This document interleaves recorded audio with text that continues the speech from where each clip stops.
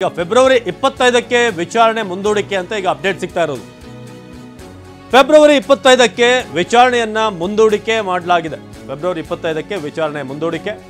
ಸದ್ಯಕ್ಕೆ ಸೆಷನ್ಸ್ ಕೋರ್ಟ್ನಿಂದ ಲಭ್ಯವಾಗ್ತಿರುವಂತಹ ಮಾಹಿತಿಯ ಪ್ರಕಾರ ಫೆಬ್ರವರಿ 25ಕ್ಕೆ ಮುಂದಿನ ವಿಚಾರಣೆ. ಆಗ ಹಾಜರಾಗಬೇಕಾಗುತ್ತೆ ದರ್ಶನ್, ಪವಿತ್ರ ಗೌಡ ಮತ್ತು ಉಳಿದಂತಹ ಆರೋಪಿಗಳು ಮುಂದಿನ 25ಕ್ಕೆ ಬನ್ನಿ ಅಂತ. ಇವತ್ತು 10ನೇ ತಾರೀಕು ಆಗಿರೋದ್ರಿಂದ ಸುಮಾರು ಒಂದೂವರೆ ತಿಂಗಳ ನಂತರ ಅಂತ ಹೇಳಬಹುದು. ಫೆಬ್ರವರಿ 25ಕ್ಕೆ ವಿಚಾರಣೆಯನ್ನ ಸೆಷನ್ಸ್ ಕೋರ್ಟ್ ಮುಂದೂಡಿಕೆ ಮಾಡಲಾಗಿದೆ. ಇವತ್ತು ಜಸ್ಟ್ ಒಂದು ಪ್ರೊಸೀಜರ್ ಕರೆದಿದ್ದಾರೆ. ವಿಚಾರಣೆ ಮುಂದೂಡಿಕೆ ಮಾಡಿದಂತ 57ನೇ ಸಿಸಿಎಚ್ ಕೋರ್ಟ್ನ ಜಡ್ಜ್ ಒಂದೂವರೆ ತಿಂಗಳಾದ್ಮೇಲೆ ಇನ್ನು ಫೆಬ್ರವರಿ 25ಕ್ಕೆ ವಿಚಾರಣೆ ಅಂತ ಈಗ ತಿಳಿಸಲಾಗಿದೆ. ವಿಚಾರಣೆಯನ್ನ ಮುಂದೂಡಿಕೆ ಮಾಡಿದೆ 57ನೇ ಸಿಸಿಎಚ್ ಕೋರ್ಟ್. ಪವಿತ್ರ ಗೌಡ, ದರ್ಶನ್ ಉಳಿದಂತೆ ಎಲ್ಲ ಆರೋಪಿಗಳು ಇವತ್ತು ವಿಚಾರಣೆಗೆ ಹಾಜರಾಗಿದ್ರು. ಆದ್ರೆ ವಿಚಾರಣೆಯನ್ನ ಫೆಬ್ರವರಿ 25ಕ್ಕೆ ಮುಂದೂಡಿಕೆ ಮಾಡಲಾಗಿದೆ. ವಿಚಾರಣೆ ಮುಂದೂಡಿಕೆ ಮಾಡಿದಂತ 57ನೇ ಸಿಸಿಎಚ್ ಕೋರ್ಟ್ ಅಲ್ಲಿವರೆಗೆ ರಿಲೀಫ್ ಸಿಕ್ಕಿದೆ.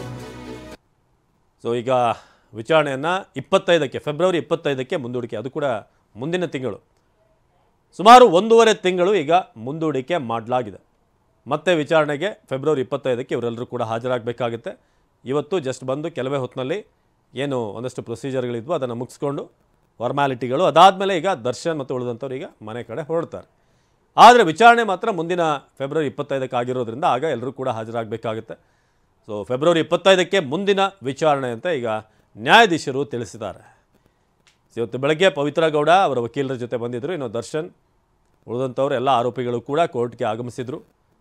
ಏನು ಪ್ರಕ್ರಿಯೆಗಳಿತ್ತು ಅದನ್ನೆಲ್ಲ ಮುಗಿಸ್ಕೊಂಡು ಈಗ ಏನೇನು ಕೆಲವೇ ಹೊತ್ತಿನಲ್ಲಿ ದರ್ಶನ್ ಹೊರಬರುವಂಥವ್ರು ಇದ್ದಾರೆ. ಸೊ ವಿಚಾರಣೆಯನ್ನು ಸದ್ಯಕ್ಕೆ 57ನೇ ಸಿಸಿಎಚ್ ಕೋರ್ಟ್ ಫೆಬ್ರವರಿ 25ಕ್ಕೆ ಮುಂದೂಡಿಕೆ ಮಾಡಿದೆ. ಸೊ ರೇಣುಕಾಸ್ವಾಮಿ ಕೊಲೆ ಕೇಸ್ಗೆ ಸಂಬಂಧಪಟ್ಟ ಹಾಗೆ ಇವತ್ತು ಕೋರ್ಟ್ಗೆ ಹಾಜರಾಗಿದ್ದರು ದರ್ಶನ್ ಹಾಗೂ ಉಳಿದಂಥವರು ಪವಿತ್ರ ಗೌಡ ಕೂಡ. ಸದ್ಯದ ಅಪ್ಡೇಟ್ ಸಿಕ್ಕಿರೋದು ಫೆಬ್ರವರಿ 25ಕ್ಕೆ ಮುಂದಿನ ವಿಚಾರಣೆ ನಡೆಯಲಿದೆ ಅಂತ.